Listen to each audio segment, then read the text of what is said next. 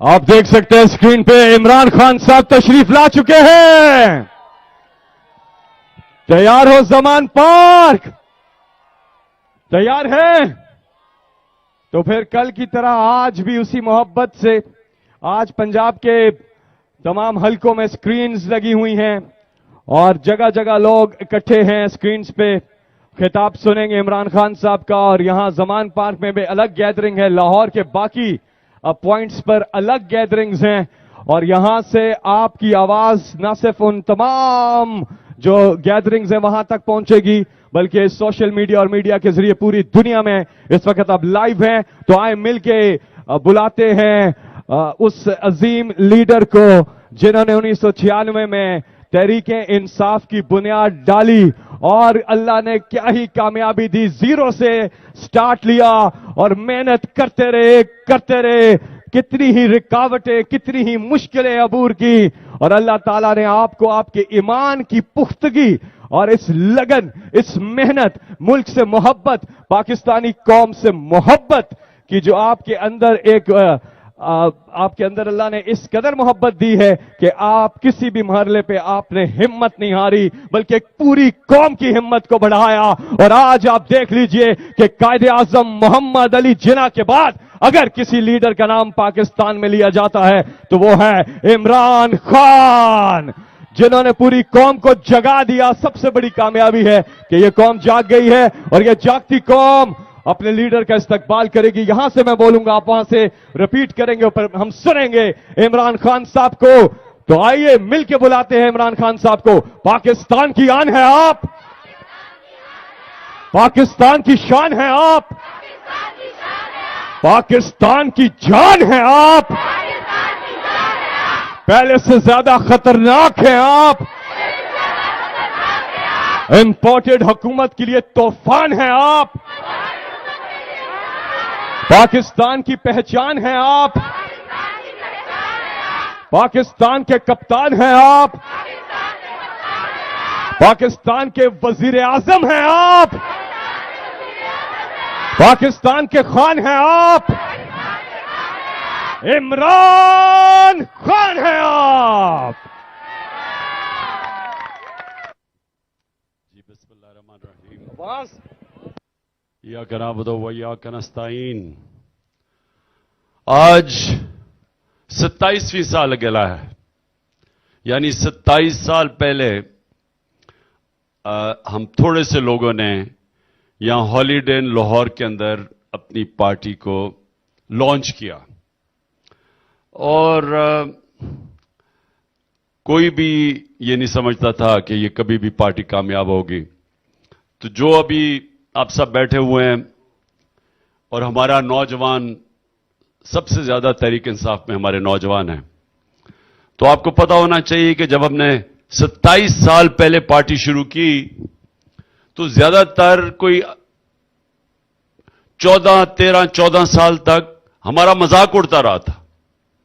پہلی الیکشن ہوئی 97 میں, نئی پارٹی تھی, ایک سیٹ بھی نہیں ملی.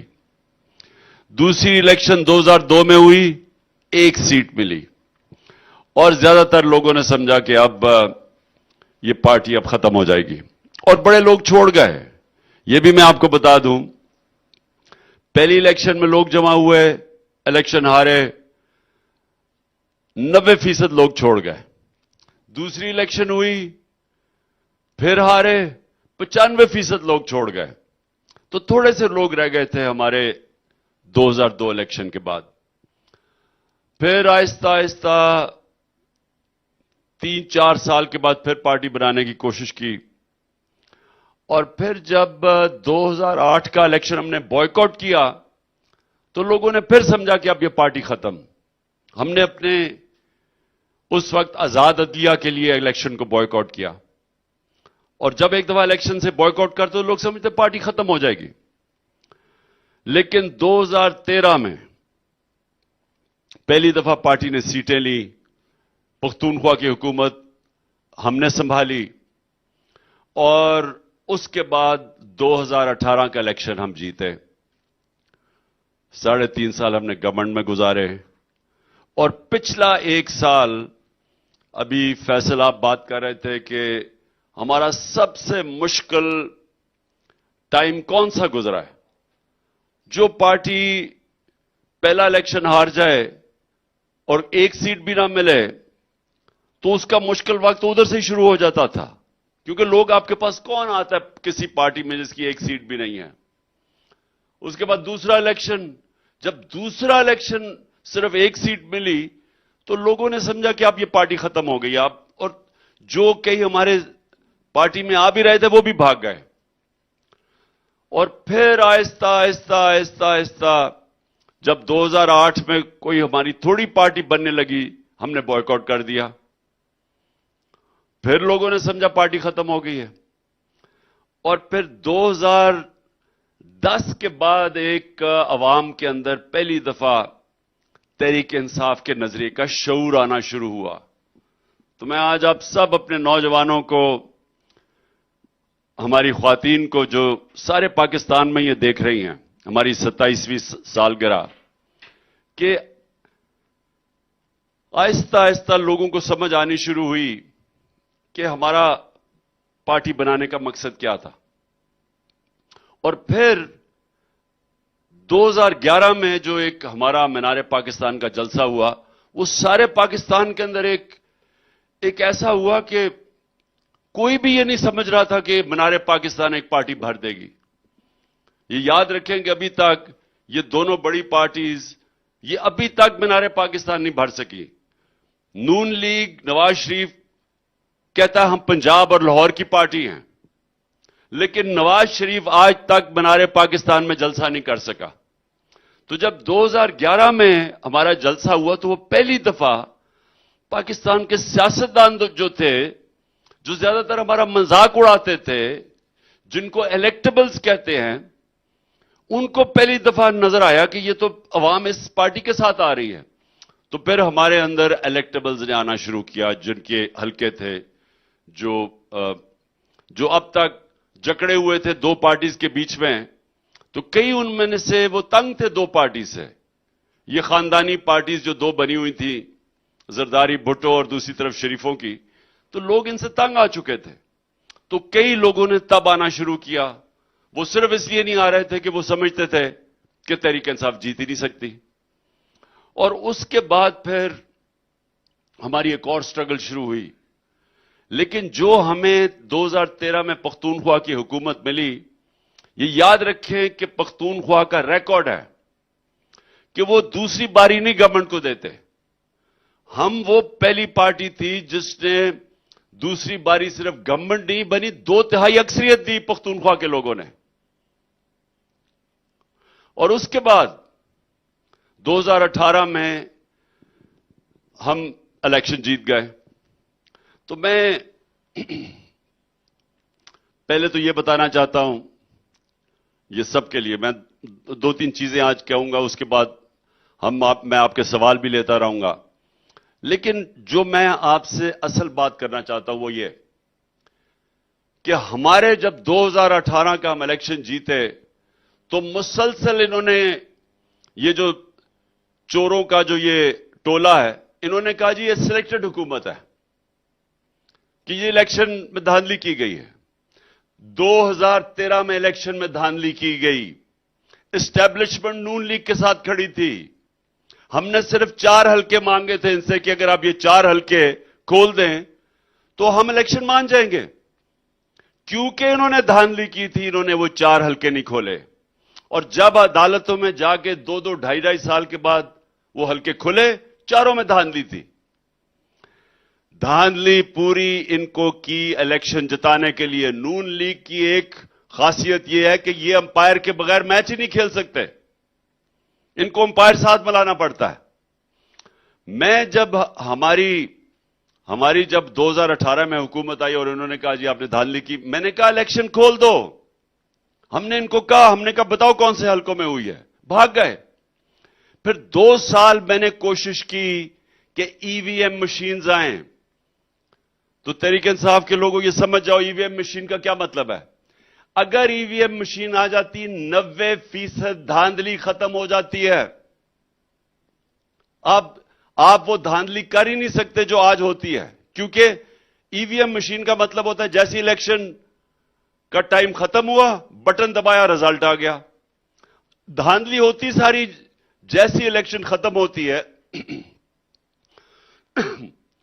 और रिजल्ट अनाउंस करने के बीच में सारी धांधली उधर होती है। मैंने 2 साल कोशिश करता रहा कि ईवीएम मशीन आए।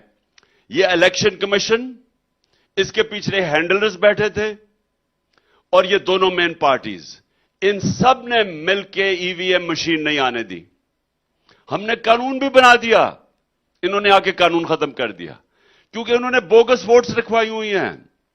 ये धांधली करके जीतने वाले लोग हैं और इसीलिए हमने हमारी पूरी कोशिश के बगैर इन्होंने ईवीएम मशीन्स नहीं आने दी। मैं आप सबके लिए एक और भी बात बता दूं कि तकरीबन 200 साल क्रिकेट की तारीख में इमरान खान वो कैप्टन है जो न्यूट्रल अंपायर लेके आया था। हमारा वो मुल्क है जिसने पहली दफा न्यूट्रल अंपायर खड़े किए थे। आज सारी दुनिया में न्यूट्रल अंपायर है, पहले नहीं होता था। तो हमारी तो कोशिश थी, मैं तो चाहता था इलेक्शन हम जीते तो फ्री एंड फेयर इलेक्शन जीते। और अब देख लें, ये जो कहते थे कि सिलेक्टेड है, अब मैं इनको कह रहा हूं कि अब मैदान में आओ। एस्टैब्लिशमेंट तो आपके साथ खड़ी है, एस्टैब्लिशमेंट तुम्हारे साथ खड़ी भी हो, मैं चैलेंज करता हूं, आओ इलेक्शन लड़ें। हमने 37 बाय इलेक्शंस में से 31 जीत चुके हैं। 37 में से 30 बाय इलेक्शन हम जीत चुके हैं। एस्टैब्लिशमेंट इनके साथ खड़ी थी, इलेक्शन कमीशन इनके साथ थी, अंपायर मिला के भी ये मैच हार गए हैं। तो मैं फिर चैलेंज करता हूं कि इलेक्शन से भागो ना, सब कुछ तुम्हारे साथ है, अंपायर साथ है। उसके बावजूद मैं चैलेंज करता हूं कि आओ मैदान में, इलेक्शंस में आओ। और दूसरा, मैं ये जो लंदन में जब मुल्क में मुश्किल पड़ती है लंदन भाग जाता है। पहले भी लंदन भाग गया था जब मुशर्रफ के दौर में, जब उसके ऊपर करप्शन केस आया, हुदैबा पेपर मिल, तब बाहर भाग गया। अब फिर जैसे ही इसके ऊपर अदालत ने इसके ऊपर फैसला कर दिया, ये मुजरिम बन गया, सजा याफ्ता बन गया, फिर उसने ड्रामे किए और बॉलीवुड की एक्टिंग करके वो प्लेटलेट्स दिखा के फिर बाहर भाग गया।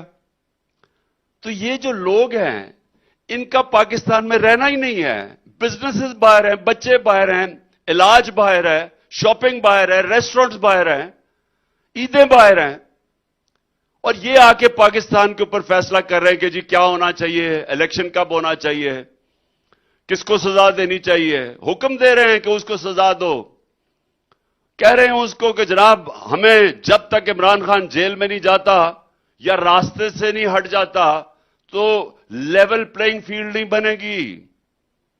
ये हुक्म दे रहे हैं ये बाप बेटी। ये मुल्क का आज हाल है कि जुराइम पेशा लोग, सजा याफ्ता लोग मुल्क के ऊपर फैसले करवा रहे हैं। तो मैं तो ये सिर्फ आपको बताया था कि हमारा जो सफर है। अब मैं अपनी सारी कौम को मुख्तसरन बताना चाहता हूं कि हमारा नजरिया क्या था 27 साल पहले।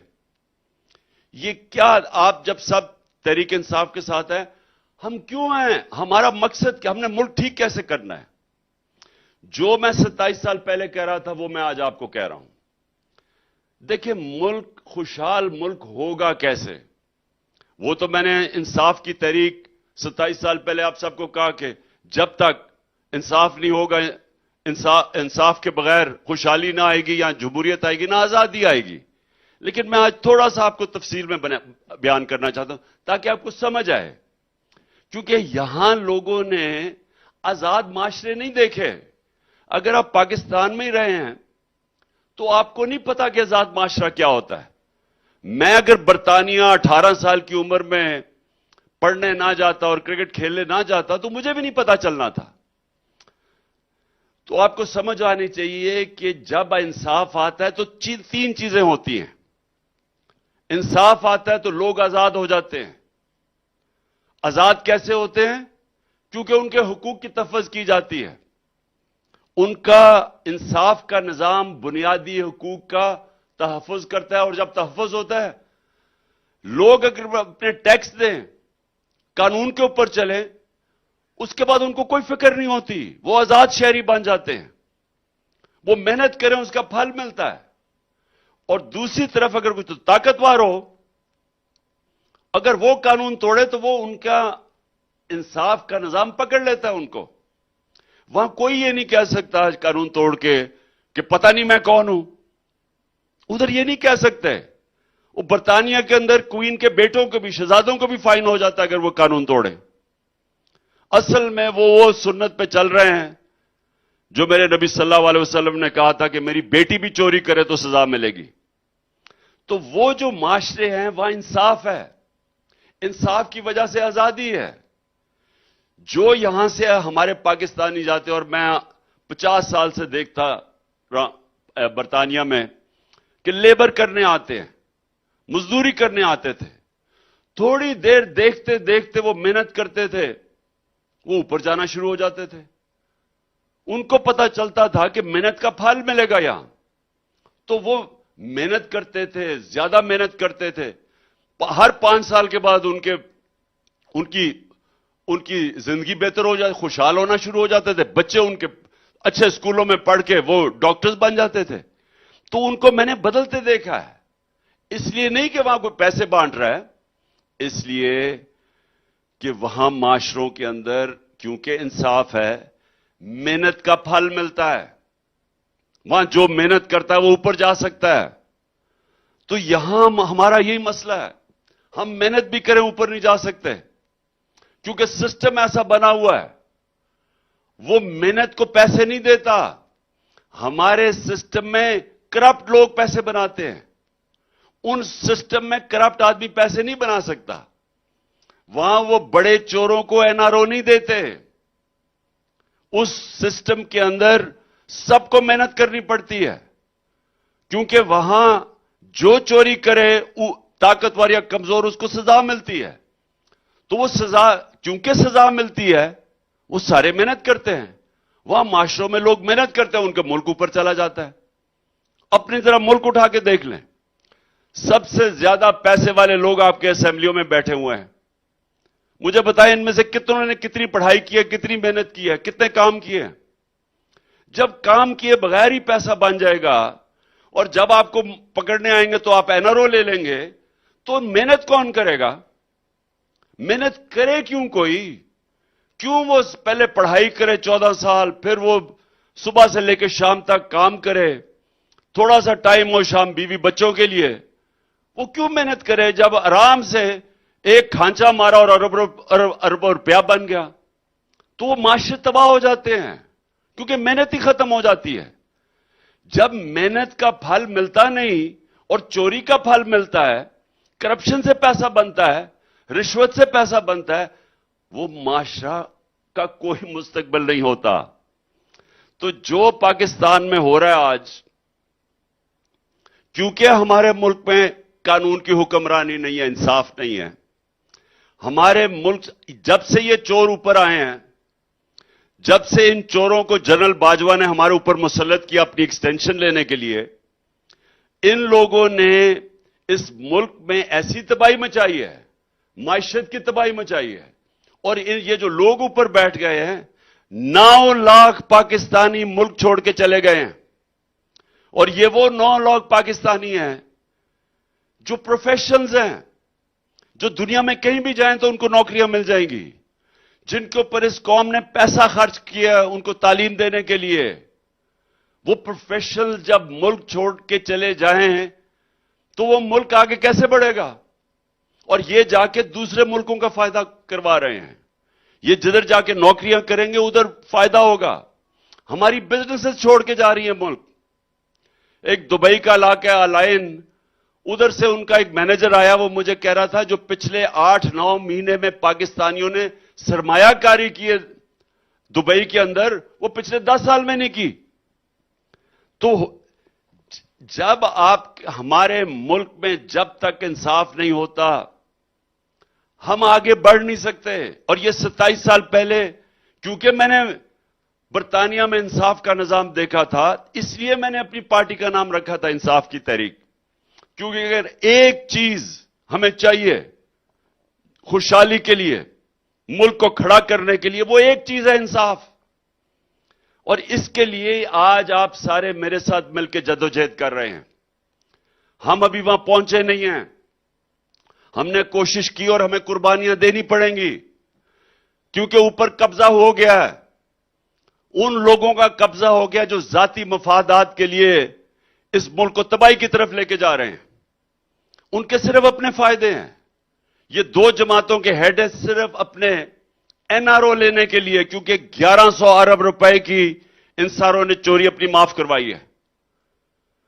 اس چوری کو جو معاف کروایا ہے بچانے کے لیے کہ کہیں عمران خان نہ آ جائے تو یہ الیکشنز ہی نہیں ہونے دے رہے. یہ آئین کو توڑنے کے لیے تیار ہیں.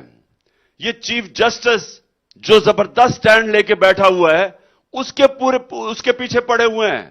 ملک کی بہتری کے لیے نہیں اپنی چوری کا پیسہ بچانے کے لیے. اور میں اس کے اوپر ابھی بعد میں آؤں گا کہ ہم نے کرنا کیا ہے. لیکن ایک چیز میں دوسری چیز آپ کو بتاؤں کہ آزادی کیسے آتی ہے.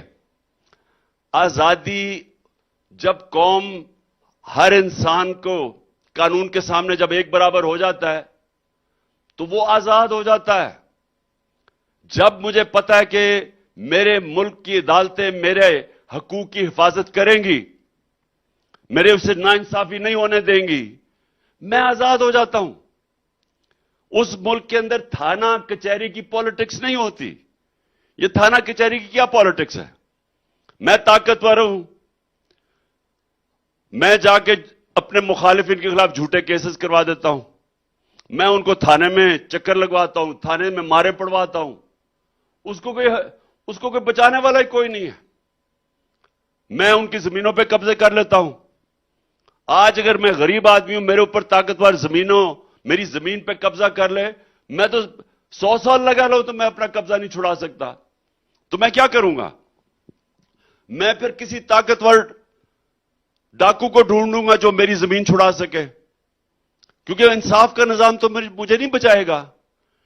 جو ہمارا سارا سسٹم بن گیا وہ غلاموں کا سسٹم ہے. ہم آزاد ہی نہیں ہیں. اگر عمران خان کے اوپر یہ 3 طاقتور لوگ اگر وہ مجھے قتل کرنے کی کوشش کرتے ہیں اور میں ان کے اوپر ایف آئی آر نہیں کٹوا سکتا جو میرا حق ہے. میرا حق ہے کہ میں ایف آئی آر کٹواتا. مجھے پتا ہے وہ کون لوگ ہیں. مجھے پتا ہے ایک وہ انٹیلیجنس آفیسر کی اس کی وجہ سے کوئی ہماری نہ پولیس کی جرت تھی کسی کی جرت نہیں تھی کہ ہماری حکومت ہوتے ہوئے پنجاب میں کہ ایف آئی آر کاٹے. اور اس کے بعد جب وہ جوائنٹ انویسٹیگیٹنگ کمیٹی نے کام کرنا شروع کیا ہماری پنجاب کی گورنمنٹ ہوتے ہوئے وہ اتنا طاقتور آدمی تھے انہوں نے ختم کر دیا. انہوں نے سیبوٹاج کر دیا انویسٹیگیشن کیونکہ انہوں نے پکڑے جانا تھا.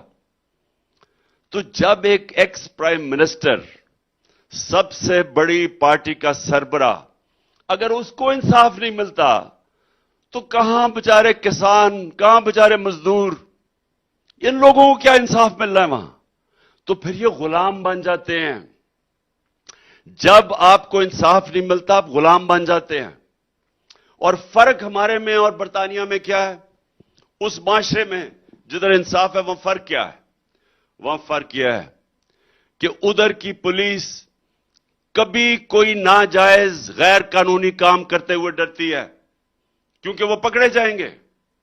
وہاں کی پولیس اگر آپ کے اوپر جھوٹی ایف آئی آر کاٹتی ہے تو ان کو خطرہ ہوتا ہے کہ اگر یہ ثابت ہو گیا کہ جھوٹی ایف آئی آر ہے ہمارے اوپر کارروائی ہوگی. میرے اوپر 145 کیسز کر چکے ہیں. 145 کیس 15 کرمنل کیس ایک دن میں کر چکے ہیں. 40 دہشت گردی کے کیس کر چکے ہیں. کون سے مہذب معاشرے میں پولیس کی جرت ہوگی یہ کرنے کی. کیونکہ پولیس पुलिस को खौफ है वहां के इंसाफ के निजाम से। वो आके अदालत में पूछेंगे कि जनाब आपने ये कैसे किया। वो ये नहीं कह सकता कि मुझे ऊपर से हुक्म आया। क्या आपके पुलिस के कानून के अंदर ये आपको इजाजत देता था ये करते हुए? और अगर वो नहीं देता था उसको सजा होनी है। वहां तो ये हाल है। ये तहरीक इंसाफ के कारकुनों जरा गौर से सुने। इंसानों की तो बड़ी दूर की बात है।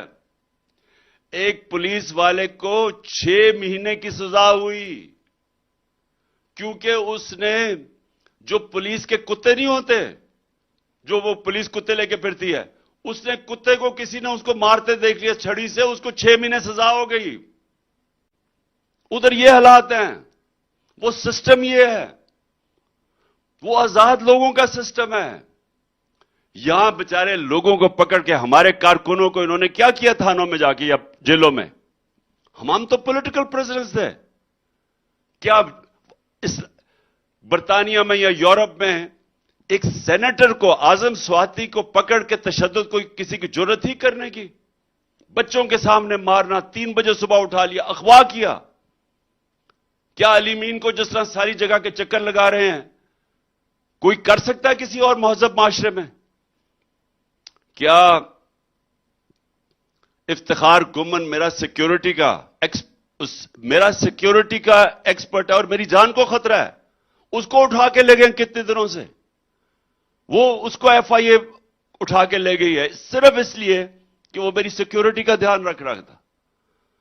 क्या जिस तरह अरशद शरीफ को इन्होंने इस मुल्क से बाहर भजा के कत्ल किया, किसी की जुर्रत थी एक डेमोक्रेटिक, एक वो माशरा जिधर इंसाफ हो, किसी की जुर्रत ही ये करने की नहीं थी? क्योंकि वहां आजाद हैं लोग, इंसाफ की वजह से आजाद हैं। ये जब तक माशरे के अंदर रूल ऑफ लॉ नहीं आता, वो माशरा आगे नहीं बढ़ सकता। मैं फिर से ये आप सबको, तहरीक इंसाफ के लोगों, ये सब याद रखो।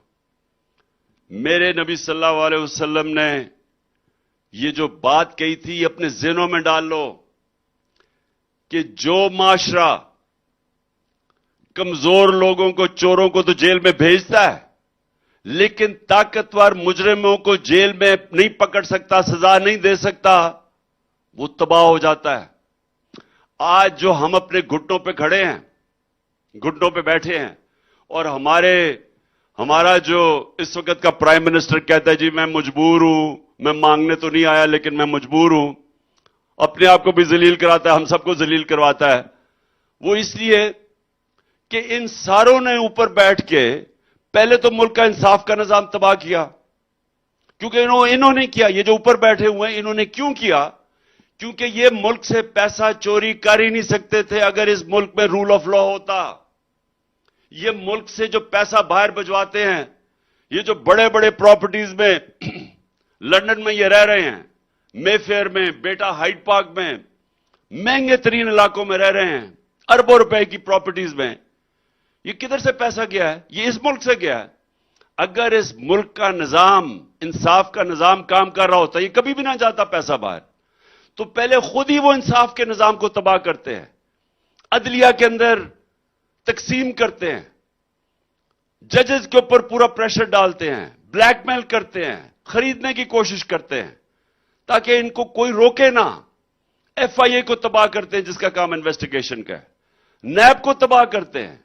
हर वो इदारा जो इस मुल्क में चोरी रोक सकता है, पहले उसको तबाह करते हैं, फिर पैसा चोरी करके बाहर लेके जाते हैं। तो यह भी आपने कभी सुना है कि यहां बड़े बड़े साहिब इक्तदारों का पैसा बाहर पड़ा है? या बिजनेसमैन, बड़े बड़े बिजनेसमैन वो पैसा बाहर ले जाते हैं, या बड़े बड़े सारे तकरीबन टॉप सियासतदान, इनकी बाहर प्रॉपर्टीज हैं।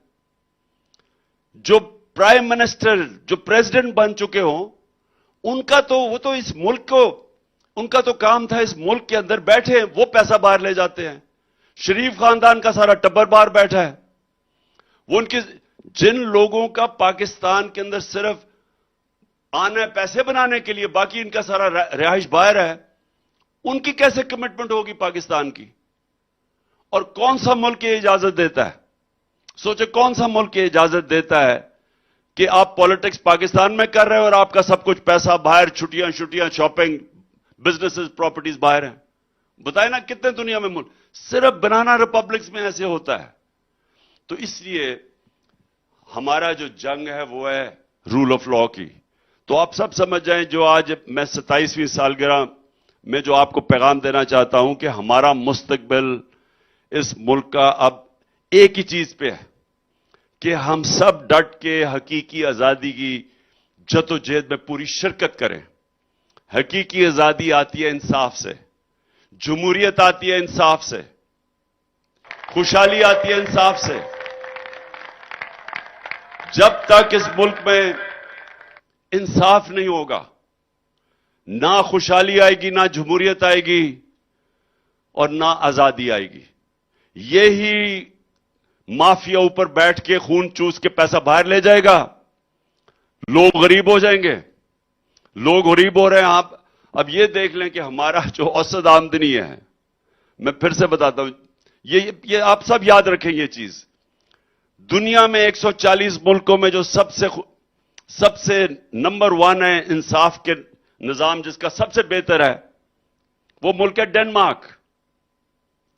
اس کی اوسط آمدنی, یہ سن لو پاکستانیوں, اوسط آمدنی $68,600 ہے. اور ہمارا ملک جس میں اللہ نے اتنی نعمتیں بخشی ہیں, ہماری اوسط آمدنی $1,600 ہے. ہم ہیں 140 ملکوں میں سے, انصاف کے نظام میں ہمارا نمبر ہے 129. ہم 129 پہ ہیں, اور یہ اگر چور اوپر رہ گئے تو یہ 140 سے بھی آگے نکل جائیں گے. اور وہ جو ملک اوپر ہیں, جدھر انصاف ہے وہاں خوشحالی ہے. تو یہ دونوں ساتھ ملے ہوئے ہیں. آپ اچھے سے اچھا بھی اکانومسٹ لے آئیں پاکستان میں, وہ کبھی اس ملک میں کچھ نہیں کر سکتا جب تک ہم رول آف لا نہیں قائم کرتے. اور آخری بات کہ جس دن ہم نے یہ کر دیا, لوگ کہتے ہیں نا ہم آگے کیا کریں گے, میں آپ کو آج دعوے سے کہتا ہوں کہ اگر یہ کوئی ملک ٹھیک کر سکتا ہے اب, سوائے تحریک انصاف کے کوئی نہیں کر سکتا. اور یہ کیوں کر سکتی ہے تحریک انصاف؟ یہ اس لیے کر سکتی ہے کہ جو 1 کروڑ اوورسیز پاکستانی جو بیرون ملک پاکستانی باہر بیٹھے ہیں, یہ ہمارا سب سے بڑا اثاثہ ہے. ان کے پاس اتنا پیسہ ہے کہ ہم 1 کروڑ میں سے اگر 5-6 لاکھ 10 لاکھ پاکستانیوں کو پاکستان میں سرمایہ کرنے کے لیے لے آئیں, تو آپ یہ ذہن میں ڈال لیں کہ آپ کو کسی کے سامنے ہاتھ پھیلانے کی ضرورت نہیں پڑے گی. ہمارے پاس اتنا بڑا اثاثہ ہے یہ. لیکن وہ سوال یہ ہے, اب یہ سوال ہے, اچھا آپ میں سے کبھی بھی دبئی جائیں تو ذرا ایک کام کریں جو میں آپ کو کہتا ہوں, یہ پوچھیں. آپ دبئی جائیں اور پاکستانیوں کی دکانوں میں جائیں, کارخانوں میں جائیں, ان سے سوال پوچھیں کہ جی اچھا وہ آپ کو سب, میں یہ بھی آپ کو پیار کرتے ہیں سارے پاکستان سے, جتنے بھی آپ کو دکاندار یا سیاستدان یا سرمایہ کار ملیں گے وہ پاکستان سے پیار کرتے ہیں. لیکن آپ ان سے پوچھیں کہ دیکھیں آپ یہاں دبئی میں دکان کھولی ہوئی ہے یا فیکٹری لگائی ہوئی ہے, آپ یہاں دبئی میں لوگوں کو نوکریاں دے رہے ہیں, آپ یہاں پیسہ بنا رہے ہیں, آپ پاکستان میں کیوں نہیں بناتے؟ پاکستان میں لوگوں کو نوکریاں ملیں گی اگر آپ پاکستان میں سرمایہ کاری کریں. تو وہ کیا کہیں گے آپ کو؟ وہ کہیں گے ہم پاکستان سے پیار کرتے ہیں, لیکن مسئلہ یہ ہے کہ جب ہم پاکستان میں اپنا پیسہ لگاتے ہیں تو ہمارے اوپر ہر قسم کی ہمیں رشوت دینی پڑتی ہے. ہر کوئی پیسہ مانگنے آ جاتا ہے, انسپیکٹرز آ جاتے ہیں پیسے رشوت مانگنے, وہ ٹیکس والا آ جاتا ہے, اگر ہم دیانتداری سے ٹیکس دیں وہ ٹیکس دگنا کر دیتا ہے, اور اگر ہم اس کو پیسے دے دیں رشوت تو ہم ٹیکس آدھا بھی دے دیتے ہیں. وہ دبئی میں کہے گا کہ ہم یہاں جب آتے ہیں ایک ہمارے سے وہ لائسنس فی چارج کرتے ہیں, وہ بھی ایک قسم کا ٹیکس ہے. ایک دفعہ ہم ٹیکس دے دیں نہ ہمیں کوئی پوچھتا ہے, کوئی ہمیں تنگ نہیں کرتا, جتنا بھی ہم پیسہ بنائیں ہم بنا سکتے ہیں. ہمیں کسی قسم کی سر درد نہیں ہوتی, کوئی ہمیں آ کے رشوتی مانگتا. اور یہی آپ کو ہر جگہ, ملیشیا چلے جائیں, برطانیہ چلے جائیں, کتنی دفعہ بیچارے برطانیہ میں پاکستانیوں نے آ کے پاکستان میں سرمایہ کرنے کی کوشش کی ہے. کیوں نہیں کر سکتے؟ وہ اس سسٹم میں نہیں چل سکتے کیونکہ کرپشن اتنی زیادہ ہے. کرپشن اتنی زیادہ ہے کیونکہ یہاں انصاف نہیں ہے, رول آف لا نہیں ہے, قانون کی حکمرانی نہیں ہے, تو وہ پھر چھوڑ کے باہر بھاگ جاتے ہیں. تو اتنا پاکستان کے قابل لوگ, بڑے بڑے بزنس مین ملک سے باہر بیٹھے ہوئے ہیں, وہ آتے نہیں ہیں پاکستان میں کیونکہ ان کو اعتماد ہی نہیں ہے ہمارے سسٹم پہ. اور ہم کیوں نہیں سسٹم ٹھیک کر سکتے؟ کیونکہ چور اوپر بیٹھے ہوئے ہیں. یہ چور اوپر بیٹھے ہوئے ہیں, سسٹم ٹھیک نہیں کرنے دیں گے کیونکہ انہوں نے اپنی چوری بچانی ہے, NRO لینا ہے, یہ آپ کا نظام ٹھیک نہیں ہونے دیتے. اور یہ ہے پاکستان کی جنگ. جب تک ہم ان لوگوں کو شکست نہیں دیں گے اور الیکشنز میں شکست نہیں دیں گے تو یہاں کوئی تبدیلی نہیں آنے لگی, یہ ملک آگے نہیں جانے لگا. بھیک مانگ کے اور یہ قرضے لے کے گزارے کرنے سے کچھ نہیں ہوگا. قرضے بڑھتے جا رہے ہیں, ملک غریب ہوتا جا رہا ہے. ملک آگے تب بڑھے گا جب اس ملک میں سرمایہ کاری ہوگی. سرمایہ کاری تب ہوگی جب ہم اس ملک کا ماحول ٹھیک کریں گے. ماحول تب ٹھیک ہوگا جب یہاں رول آف لا آئے گا یا انصاف کی حکمرانی آئے گی. جب انصاف کی حکمرانی آئے گی, جس کو انگریزی میں کہتے ہیں انیبلنگ انوائرمنٹ ہوگی, ایز آف ڈوئنگ بزنس ہوگی. سرمایہ کار یہاں پہلے, سب سے پہلے آپ کا بیرون ملک پاکستانی آئے گا. جس طرح چائنا میں پہلا بیرون ملک چائنیز آئے تھے جب انہوں نے ماحول ٹھیک کیا. ہندوستان میں بیرون ملک ہندوستانی آئے تھے. اس کے بعد دنیا کا انویسٹر آتا ہے. تو پہلے اپنے لوگ جو درد رکھتے ہیں, جو پیار کرتے ہیں پاکستان میں, جو بیرون ملک پاکستانی ہیں, ان کے لیے فضا ٹھیک کرنی ہے. وہ فضا تب ٹھیک کریں گے جب انشاءاللہ الیکشن میں جیت کے ایک مینڈیٹ سے عوام کے آئیں گے. عوام کے مینڈیٹ سے اس کے بعد ہم اس ملک کا انصاف کا نظام سب سے پہلے ٹھیک کریں گے. ساری رکاوٹیں ہٹائیں گے جو سرمایہ کاروں کے راستے میں ہیں. یہاں پاکستان میں ایسا سرمایہ کار بیٹھا ہوا ہے, وہی اپنا پیسہ واپس لانا شروع کر دے گا. اس کے پیسے کو تحفظ دیں گے. ہم ان کو ایک ایسا ماحول دیں گے جدھر ان کو کوئی تنگ نہیں کرے گا. جو ماحول ان کو باہر ملتا ہے وہی پاکستان میں دیں گے. ہمارا 23 کروڑ کا آبادی ہے. 23 کروڑ کی آبادی کا مطلب دنیا سے سارا سرمایہ کار آئے گا پاکستان میں انویسٹ کرنے. تو اس لیے آخر میں یہ آپ سب کو کہہ دوں کہ ہماری 27ویں سالگرہ ہے. انشاءاللہ 28ویں سالگرہ میں یہ میرا ایمان ہے کہ آپ کی انشاءاللہ حکومت آئے گی. اور اب تک آج سے 1 سال کے بعد انشاءاللہ ہمارا ملک اس دلدل سے نکل گیا ہوگا.